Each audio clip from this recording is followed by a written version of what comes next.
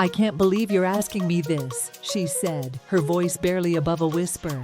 "After everything you've done, how can you expect me to just go along with this?" In the heart of a small, vibrant African village, where the rhythmic beat of drums and the laughter of children filled the air, there lived a young woman named Amara. Her radiant smile and kind spirit were known throughout the community, but it was her unbreakable bond with her best friend Fatima that truly defined her. From the moment they were born, Amara and Fatima had been inseparable. They had grown up side by side, their lives intertwined like the intricate patterns woven into the vibrant fabrics that adorned their village. Whether they were tending to the family gardens, fetching water from the distant well, or simply sitting beneath the shade of the towering baobab tree, sharing their dreams and fears, the two friends were always together. Amara often marveled at the depth of their connection, how they could communicate with a mere glance or a gentle touch. Fatima was the sister she had never had, a confidant who understood her better than anyone else in the world. Their trust in one another was absolute, an unshakable foundation that Amara believed would last a lifetime. As the years passed, Amara's life unfolded with a sense of contentment and purpose. She had found fulfillment in the simple joys of village life, the rhythmic pounding of the mortar and pestle as she prepared the family's meals, the intricate weaving of colorful baskets, and the lively conversations that echoed through the winding streets. And at the center of it all was her cherished friendship with Fatima, a bond that seemed impenetrable. But unbeknownst to Amara, a darkness was beginning to creep into the idyllic tapestry of her life, a betrayal that would soon shatter the very foundation of her world. It had started with subtle changes in Fatima's behavior, the occasional distant gaze, the sudden need to disappear for hours at a time. At first, Amara brushed it off, attributing it to the natural ebb and flow of their friendship. After all, they had weathered countless storms together, emerging stronger and more resilient than before. Yet, as the weeks passed, Amara couldn't shake the nagging feeling that something was amiss. Fatima's absences became more frequent, and her responses to Amara's inquiries grew evasive and guarded. Amara's heart sank with the realization that her best friend was keeping a secret, one that she seemed unwilling to share.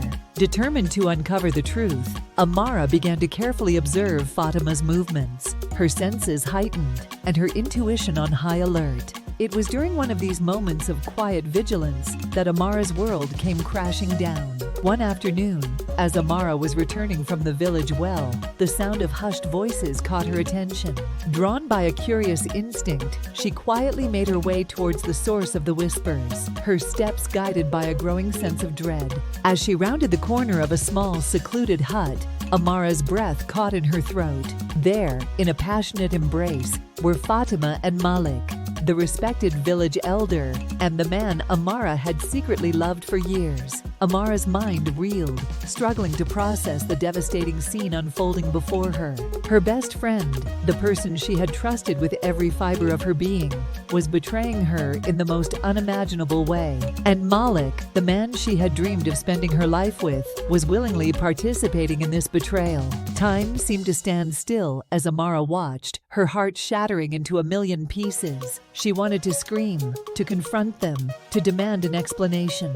But the weight of the revelation was too much to bear, and she found herself frozen, her voice caught in her throat. Fatima and Malik, oblivious to Amara's presence, continued their clandestine encounter, lost in a world of their own making.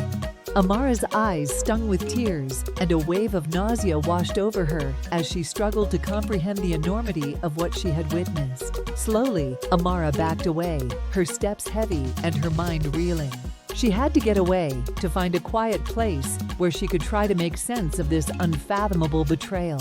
As she hurried through the winding streets of the village, Amara's thoughts raced, her emotions a turbulent mix of disbelief, hurt, and a sense of utter betrayal. How could Fatima, her closest friend, her sister in all but blood, do this to her? And Malik, the man she had given her heart to, how could he betray her in this way?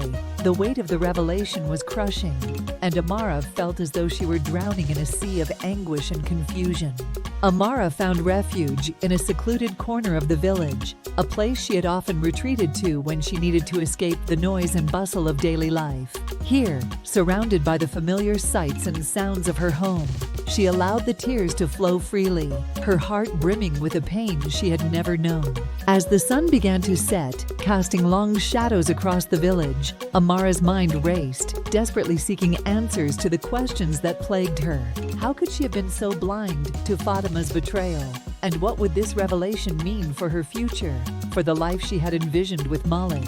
The sound of footsteps approaching drew Amara from her thoughts, and she quickly wiped the tears from her eyes, steeling herself for the confrontation she knew was inevitable. As Fatima's familiar figure emerged from the gathering dusk, Amara braced herself, her heart pounding in her chest, for the moment that would forever change the course of her life. Amara's heart raced as Fatima emerged from the shadows, her expression a mix of apprehension and defiance. The two friends stood facing each other, the air thick with tension and the weight of Amara's devastating discovery. For a long moment, neither woman spoke. The only sound, the distant chatter of villagers and the gentle rustling of the leaves overhead. Amara's mind whirled, 1,000 questions vying for her attention, but the overwhelming sense of betrayal made it difficult to form the words. Finally, Fatima broke the silence, her voice barely above a whisper. "Amara, I know you saw us." Her gaze faltered, unable to meet Amara's eyes. Amara felt her breath catch in her throat, the reality of the situation crashing down upon her. "How could you, Fatima?" she asked, her voice trembling with a mix of hurt and disbelief. "How could you do this to me, to Malik?" Fatima's shoulders slumped, and Amara could see the conflict warring within her. "I never meant for any of this to happen," she said, her words laced with desperation. It just happened. Malik and we didn't plan it, Amara held up a hand, silencing her friend. "Spare me the excuses, Fatima. You and Malik have betrayed me in the worst possible way. How long has this been going on?" Fatima's eyes filled with tears, and she wrung her hands nervously. "A few months," she admitted, her voice barely audible. "We didn't mean for it to go on for so long, but we couldn't stop ourselves." Amara felt her heart shattering all over again, the weight of Fatima's revelation crushing her. "A few months?" she echoed, her voice laced with disbelief and anguish. "All this time you've been lying to me, betraying my trust. And Malik," Amara's voice broke, the pain of his betrayal overwhelming her. Fatima reached out, her hand trembling. "Amara, please, you have to understand. We never meant to hurt you. It just happened, and we got caught up in it all. But I need you to help me, to help us." Amara recoiled, her eyes narrowing with a mixture of hurt and fury. "Help you? After what you've done?" she spat. "How could you even ask that of me?" Fatima's expression hardened, and Amara recognized the stubborn determination that had once been a source of strength in their friendship. "Because if you don't, our entire village will know the truth, and the shame and scandal that will come with it will ruin us all."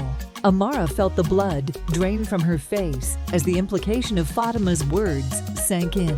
You're blackmailing me?" she whispered, her voice laced with disbelief and betrayal. Fatima's gaze was unyielding. "I'm asking you, as your best friend, to help me and Malik cover this up. If the village finds out, the consequences will be devastating. Please, Amara, you have to do this for me." Amara's mind raced, her emotions a whirlwind of hurt, anger, and a desperate need to cling to the friendship she had cherished for so long. "I can't believe you're asking me this," she said, her voice barely above a whisper. "After everything you've done, how can you expect me to just go along with this?" Fatima's expression softened, and she reached out to grasp Amara's hands. "I know it's a lot to ask, but you're the only one who can help us. I'm begging you, Amara. Please, for the sake of our friendship, for the sake of our families, you have to do this." Amara stared at their entwined hands, her mind reeling. How could Fatima, the person she had trusted above all others, do this to her? The betrayal was like a knife to her heart, and the thought of being forced to cover up their indiscretion filled her with a sense of overwhelming dread. Yet, as Amara looked into Fatima's eyes, she saw the desperation and fear that lurked there. The village was their whole world, and the shame and scandal that would come with the revelation of the affair would be devastating. Amara knew that Fatima was right. The consequences would be far-reaching. and it wasn't just their own lives that would be affected. Amara took a deep, shuddering breath, her resolve wavering. Fatima, I don't know if I can do this. The thought of marrying Malik, of being with him, knowing what the two of you have done, Fatima's grip on Amara's hands tightened, her eyes pleading. Please, Amara, I'm begging you. I know it's an impossible thing to ask, but you're the only one who can save us from this. I can't lose everything, not after everything we've been through together. Amara felt the weight of the decision pressing down on her, the conflicting emotions threatening to tear her apart. On one hand, the thought of betraying her own heart and marrying the man she loved, knowing he had been unfaithful, was almost more than she could bear. But on the other hand, the thought of the shame and scandal that would befall her family and the entire village was equally unbearable. Fatima's words echoed in her mind, a constant refrain. I can't lose everything, not after everything we've been through together. Amara had always been there for Fatima, had always put their friendship first, even when it meant sacrificing her own desires. And now, when Fatima needed her the most, could she really turn her back on her? Amara closed her eyes, feeling the tears stream down her cheeks. She knew deep down that she couldn't let the village she loved be torn apart by this scandal. And as much as it pained her, she also couldn't bear the thought of losing Fatima, the sister she had never had. With a heavy heart, Amara opened her eyes and met Fatima's gaze. I'll do it, she whispered, her voice trembling. I'll marry Malik and cover up your affair. But you have to promise me, Fatima, that this will be the end of it. I can't live with this betrayal forever. Fatima's face lit up with a mixture of relief and gratitude, and she pulled Amara into a tight embrace. Thank you, Amara. Thank you, thank you. I promise this will all be over soon, and we can go back to the way things were. I won't let you down, I swear it. As Amara held her best friend, she couldn't help but feel a sense of dread and resignation wash over her. She had just made the most difficult decision of her life, one that would forever change the course of her future. And as she pulled away from Fatima's embrace, Amara knew that she would never be the same again.